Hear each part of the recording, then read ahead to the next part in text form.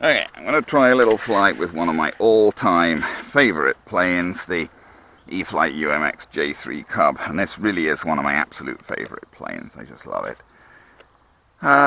It's a terrific little plane. The only thing I did do was put a physical catch on the battery hatch there rather than relying on that magnet, because I've had those magnetic hatches fly open and lose the battery in mid-flight. Not on this one, but on the first my maiden flight to the Champes over there. I looped it, the battery door popped open, battery came out, plane fell to the ground, broke in half. Not happy with that. So now I never trust those magnetic latches. I always put a physical catch on as well in addition to that magnetic latch. Got floats on this guy, mainly honestly because he flies best off grass with floats. You can't take him off or land him on the grass with the wheels, but you can with the floats generally.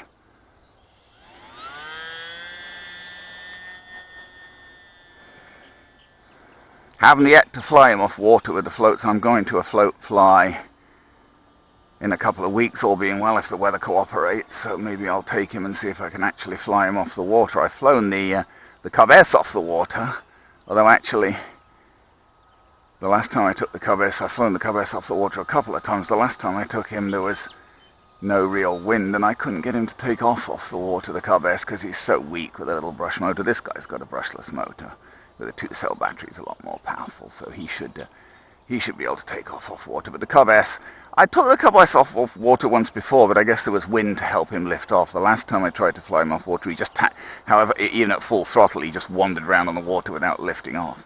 So I ended up hand launching him and then landing him on the water. Not this guy. This is the little Cub S I'm talking about there, the blue and white one, the micro Cub. Time remaining 6 minutes. This guy can, if you give him full up elevator, he doesn't so much loop as somersault, even with the floats on.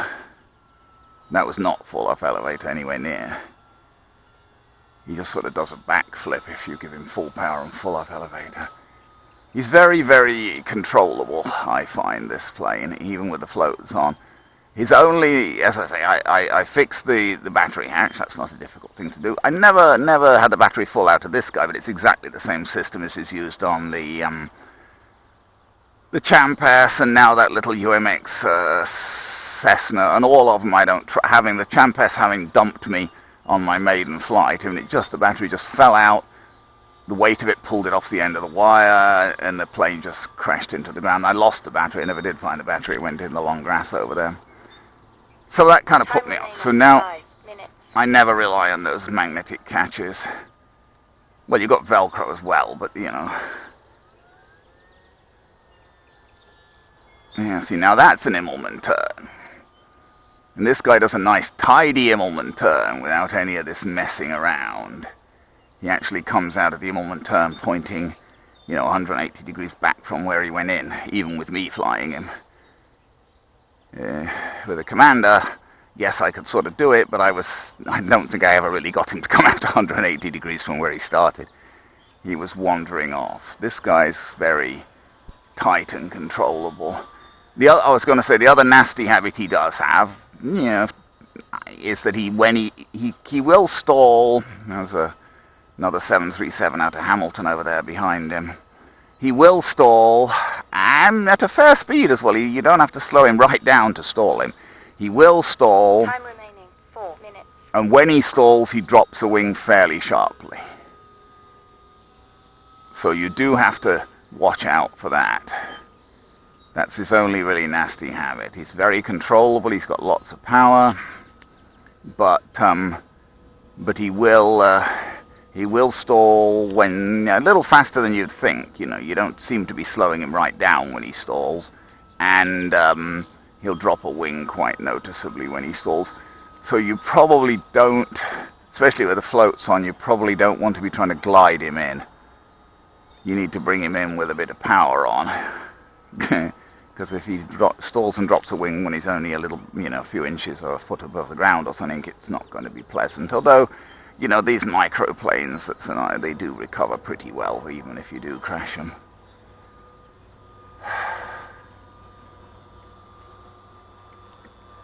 But Time remaining. we don't. 3 minutes. We don't want to. Anyway, I don't even know whether another Immelman turn there. Slightly off the 180 there, but what was I going to say? I mean, doing an Immelman turn, I mean, with floats on, I think it's pretty, not for me, for the plane, I think it's pretty impressive that the plane can do a neat Immelman turn with no problems. I say I just love this plane. I think it's extremely well designed and well put together. It's for me, I mean, different opinion. People will differ, obviously, because different people like different things. But for me, this is the best flying of all the UMX planes I've tried. Well, that I've tried. I haven't tried all of them, but I've tried quite a variety of them, and I think this is the best flying of all the UMX planes. I mean, the new Waco. Time remaining. 2 minutes. Runs it a bit of a race, I guess. The new Waco is very controllable as well, and very capable. Maybe you'd want to do even a little bit more in the way of aerobatics with the Waco than with this guy. I don't think the Waco's really overtaken this guy as my favorite, though, not really. I just love this guy. He's a terrific little plane. Behaves like a plane should. He's controllable, he's, got power, he behaves... And that was meant to be a landing, but I was too high. I'm not going to force him down. I was thinking, and we've got plenty of time. We're not even down to 2 minutes, I don't think, yet. But that was intended to think about being a landing, but I brought him in too high. It's not tricky, but it's a little more tricky with the floats because, well, and with his, you don't want to bring him down, as I say, with no... Time remaining. 1 minute. Well, now we are down. There we go. Can't complain about that. You just got to keep a little bit of power on so he doesn't stall as you land him. Throttle cut on. Not that you'd hurt yourself with this guy's propeller, but anyway. The UMX J3 Cub, dripping water off his floats. It is a bit wet. Beautiful little plane, as I say. I just love this guy. Can hardly praise him enough. If you're going to buy any of these little UMX planes, get this guy. And the floats really are a good idea for the, for flying off the grass, because it works much better. You cannot take him off and land him on grass with those little wheels, of course.